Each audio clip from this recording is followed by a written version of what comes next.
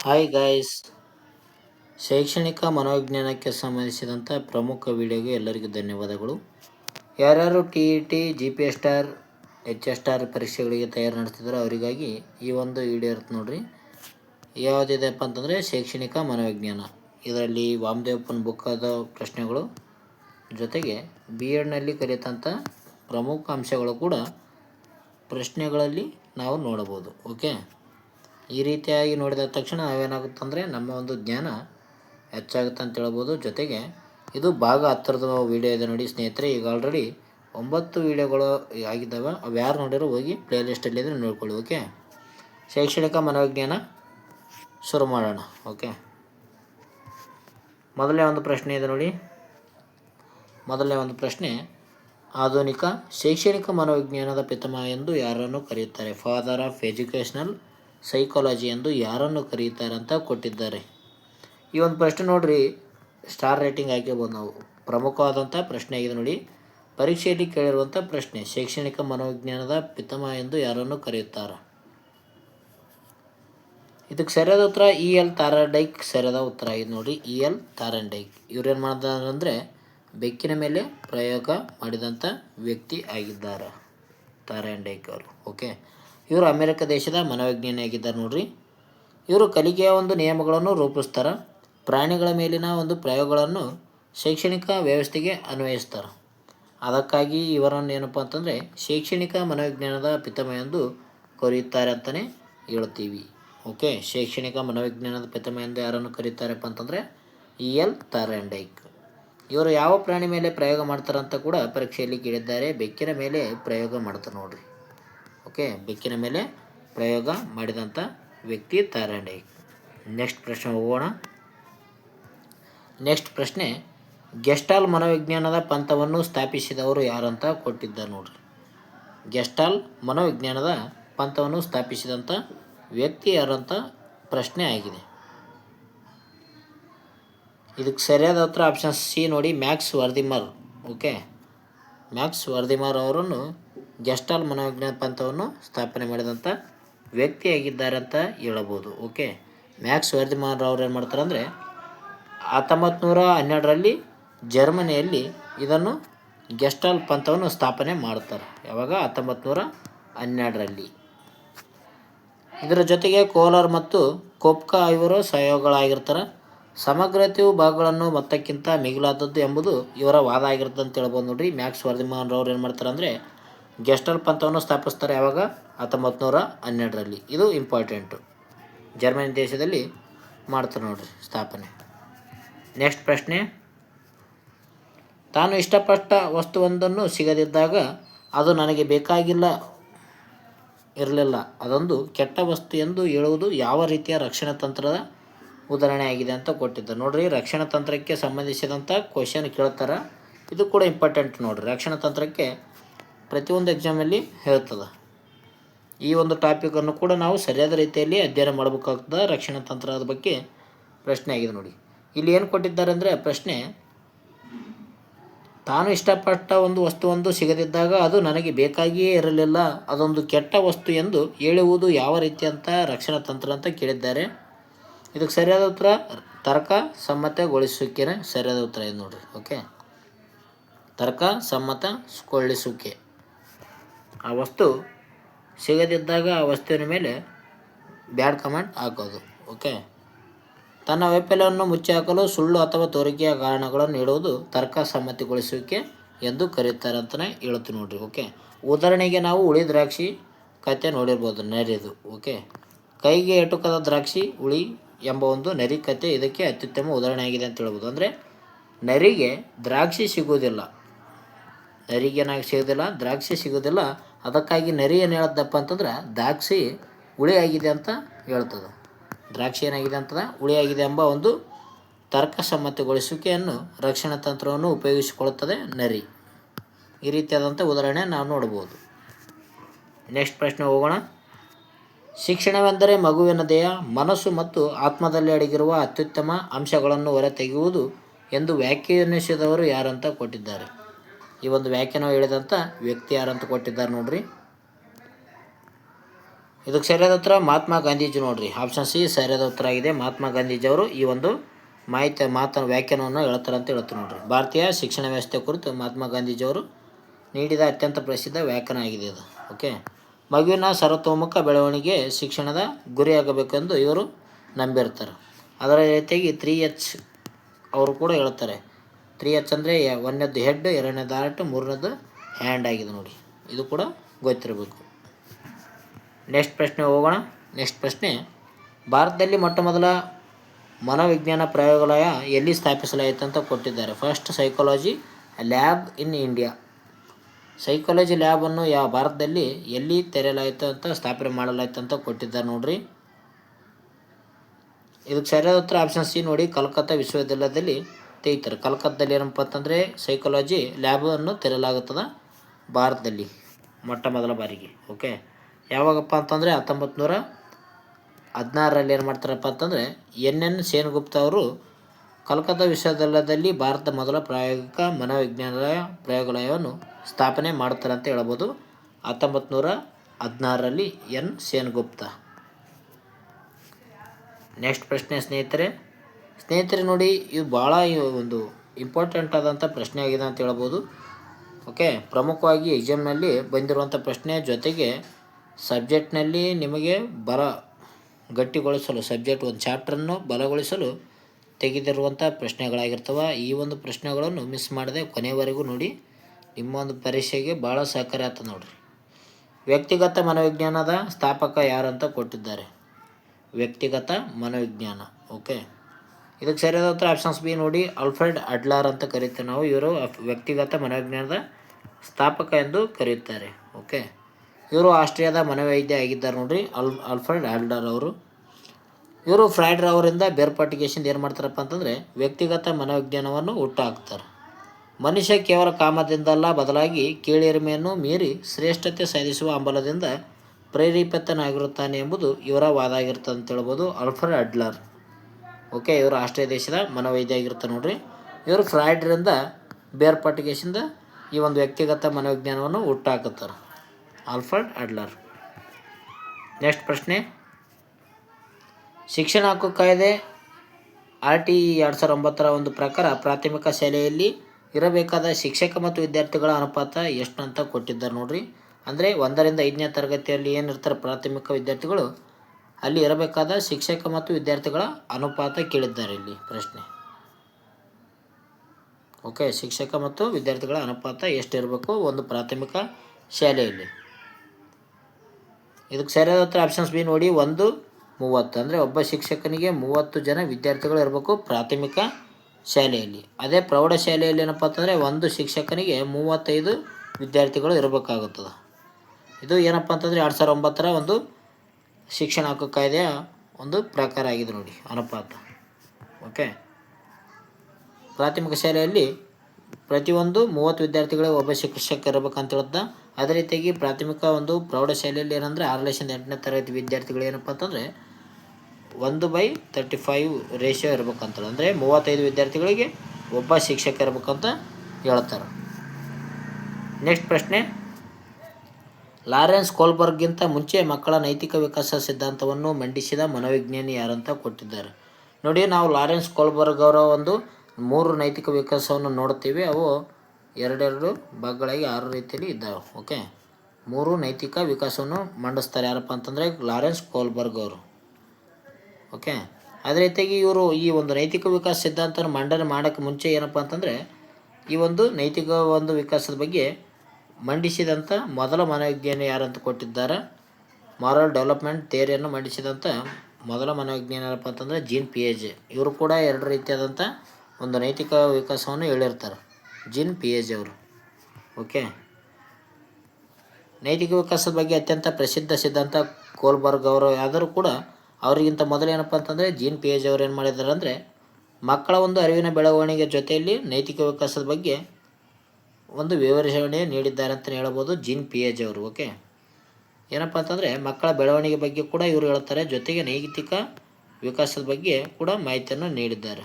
Okay, ನೈತಿಕ ವಿಕಾಸದ ಬಗ್ಗೆ ಕೂಡ 2 ರೀತಿಯಾದಂಥ ಮಾಹಿತಿಯನ್ನು ನೀಡ್ತಾರೆ. ಬೆಳವಣಿಗೆಗೆ ಸಂಬಂಧಿಸಿದಂಥ 4 ರೀತಿಯಲ್ಲಿ ನೋಡ್ತೀವಿ ಜೀನ್ ಪಿಯಾಜೆದು. ನೈತಿಕಕ್ಕೆ ಸಂಬಂಧಿಸಿದಂತೆ 2 ರೀತಿಯಾಗಿ ನಾವು ನೋಡ್ತೀವಿ. ನೆಕ್ಸ್ಟ್ ಪ್ರಶ್ನೆ, ಭಾವನಾತ್ಮಕ ಬುದ್ಧಿಶಕ್ತಿ ಎಂಬ ಒಂದು ಪದವನ್ನು ಮೊಟ್ಟ ಮೊದಲು ಪರಿಚಯಿಸಿದವರು ಯಾರು ಅಂತ ಕೊಟ್ಟಿದ್ದಾರೆ ನೋಡ್ರಿ. ನೋಡಿ ಸ್ನೇಹಿತರೆ, ಇಲ್ಲಿ ಭಾಳ ಕನ್ಫ್ಯೂಸ್ ಆಗುತ್ತೆ ನಿಮ್ಗೆ. ಎಮೋಷ್ನಲ್ ಇಂಟೆಲಿಜೆನ್ಸ್ ಎಂಬ ಒಂದು ಪದವನ್ನು ಮೊಟ್ಟ ಮೊದಲ ಪರಿಚಯಿಸಿದವರು ಯಾರಂತ ಕೊಟ್ಟಿದ್ದಾರೆ 1990ರಲ್ಲಿ. ಇದಕ್ಕೆ ಸರಿಯಾದ ಉತ್ತರ ಆಪ್ಷನ್ಸ್ ಬಿ ನೋಡಿ, ಪೀಟರ್ ಸಲೋವೆ ಮತ್ತು ಜಾನ್ ಮೇಯರ್ ಅವರು ಏನಪ್ಪ ಅಂತಂದರೆ ಈ ಒಂದು ಭಾವನಾತ್ಮಕ ಬುದ್ಧಿಶಕ್ತಿ ಪದವನ್ನು ಬಳಕೆ ಮಾಡ್ತಾರೆ ಮೊಟ್ಟ ಮೊದಲ ಬಾರಿಗೆ 1990ರಲ್ಲಿ. ಇದನ್ನು ಪ್ರಚಾರ ಯಾರು ಮಾಡ್ತಾರಪ್ಪ ಅಂತಂದರೆ ಡೇನಿಯಲ್ ಗೋಲ್ಮನ್ ರವರು ಇದನ್ನು ಪ್ರಚಾರ ಮಾಡ್ತಾರೆ ಅಂತ ಹೇಳ್ಬೋದು. ಎಮೋಷ್ನಲ್ ಇಂಟೆಲಿಜೆನ್ಸ್ ಎಂಬ ಒಂದು ಪುಸ್ತಕವನ್ನು ಕೂಡ ಬರೆಯುತ್ತಾರೆ 1995ರಲ್ಲಿ. ಇದನ್ನು ಪ್ರಚಾರ ಮಾಡಿದಂಥ ವ್ಯಕ್ತಿ ಡೇನಿಯಲ್ ಗೋಲ್ಮನ್. ಈ ಒಂದು ಪದ ಬಳಕೆ ಮಾಡಿದಂಥ ವ್ಯಕ್ತಿಗಳು ಯಾರಪ್ಪ ಅಂತಂದರೆ ಪೀಟರ್ ಸಲೋವೆ ಮತ್ತು ಜಾನ್ ಮೇಯರ್. ಓಕೆ, ಸರಿಯಾದ ಉತ್ತರ ಆಗಿದೆ ನೋಡಿ. ಇಲ್ಲೂ ಕೂಡ ಅದೇ ಮಾಹಿತಿ ಇದೆ ನೋಡಿ, ಅದೇ ಮಾಹಿತಿಯನ್ನು ನಾವು ನೋಡ್ಬೋದು. ನೆಕ್ಸ್ಟ್ ಪ್ರಶ್ನೆ ಹೋಗೋಣ. ಹದಿಹರೆಯವರನ್ನು ಸೂಚಿಸುವ ಅಡೋಲಸೆನ್ಸ್ ಎಂಬ ಒಂದು ಪದವನ್ನು ಯಾವ ಭಾಷೆಯಿಂದ ಬಂದಿದೆ ಅಂತ ಕೊಟ್ಟಿದ್ದಾರೆ. ಈ ಒಂದು ಪ್ರಶ್ನೆಗೆ ನೀವೇನಪ್ಪ ಅಂತಂದರೆ ಕಮೆಂಟ್ ಮೂಲಕ ಉತ್ತರ ತಿಳಿಸ್ತಾರೆ ಅಂತ ಅನ್ಕೊತೀನಿ. ಯಾರು GPSR TET ಪರೀಕ್ಷೆಗಳಿಗೆ ತಯಾರಿ ನಡೆಸ್ತಿದ್ರು ಅಂಥ ಅಭ್ಯರ್ಥಿಗಳು ಈ ಒಂದು ಪ್ರಶ್ನೆಗೆ ಕಡ್ಡಾಯವಾಗಿ ಕಮೆಂಟ್ ಮೂಲಕ ತಿಳಿಸಿ. ಓಕೆ, ನೆಕ್ಸ್ಟ್ ಪ್ರಶ್ನೆ ಹೋಗೋಣ.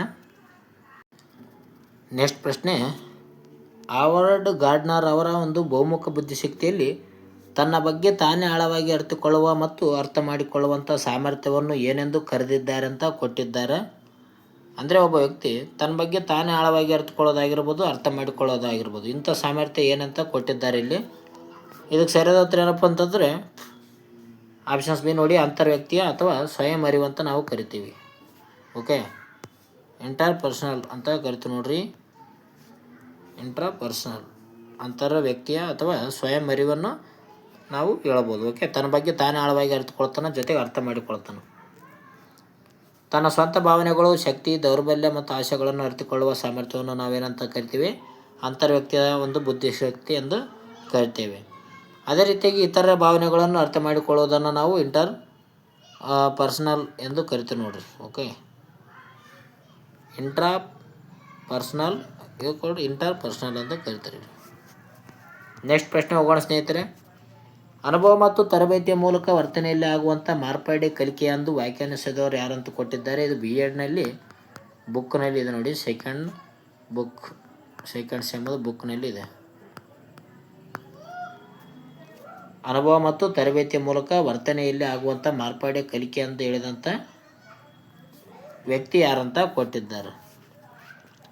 ಇದಕ್ಕೆ ಸರಿಯಾದ ಉತ್ತರ ಆಪ್ಷನ್ಸ್ ಬಿ ನೋಡಿ, ಗೇಟ್ಸ್ ಮತ್ತು ಇತರರು ಈ ಒಂದು ವ್ಯಾಖ್ಯಾನವನ್ನು ನುಡಿತಾರೆ. ಅಂದರೆ ಅನುಭವದ ಮೂಲಕ ಮತ್ತು ತರಬೇತಿ ಮೂಲಕ ವರ್ತನೆಯಲ್ಲಿ ಆಗುವಂಥ ಮಾರ್ಪಾಡೆ ಕಲಿಕೆ ಎಂದು ಹೇಳ್ತಾರೆ. ಕಲಿಕೆಯ ಬಗ್ಗೆ ಸಂಬಂಧಿಸಿದಂಥ ಒಂದು ಚಾಪ್ಟರ್ನಲ್ಲಿ ಈ ಒಂದು ವ್ಯಾಖ್ಯಾನವನ್ನು ನಾವು ನೋಡ್ತೀವಿ.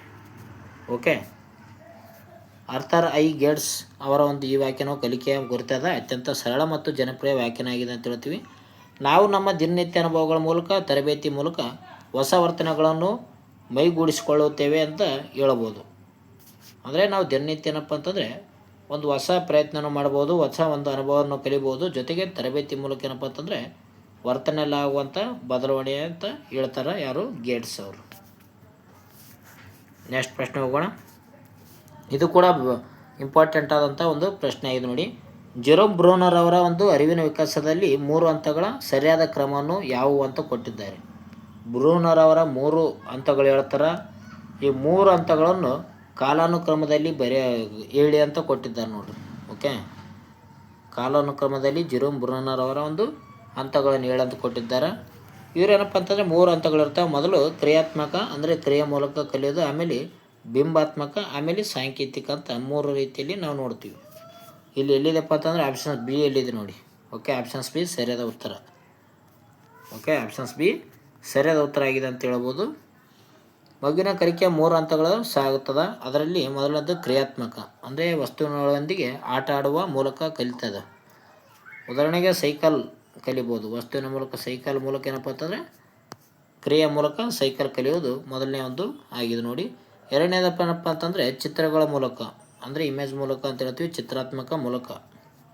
ಮೂರನೇದು ಸಾಂಕೇತಿಕ ಭಾಷೆ ಅಥವಾ ಸಂಕೇತಗಳ ಮೂಲಕ ಕಲಿಯೋದಾಗಿದೆ. ಈ 3 ರೀತಿಯಾದಂಥ ಹಂತಗಳನ್ನು ಯಾರು ಹೇಳ್ತಾರಪ್ಪ ಅಂತಂದರೆ ಜೆರೋಮ್ ಬ್ರೂನರ್ ಅವರು ಹೇಳ್ತಾರೆ ನೋಡ್ರಿ. 3 ಹಂತಗಳು ಕೂಡ ಗೊತ್ತಿರಬೇಕು ಸೀರಿಯಲ್ ವೈಸ್.